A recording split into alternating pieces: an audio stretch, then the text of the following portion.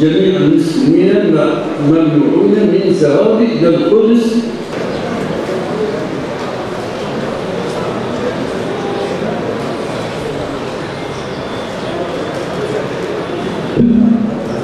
عن إشباع بطون الجوع وحقن دماء الأبرياء، وقفوا في محورها عن دور العلماء لسلطان الأقصى. فالآن ندعو الحافظ عمر عكل لتلاوة القرآن الكريم، فليتفضل. بسم الله الرحمن الرحيم. سبحان الذي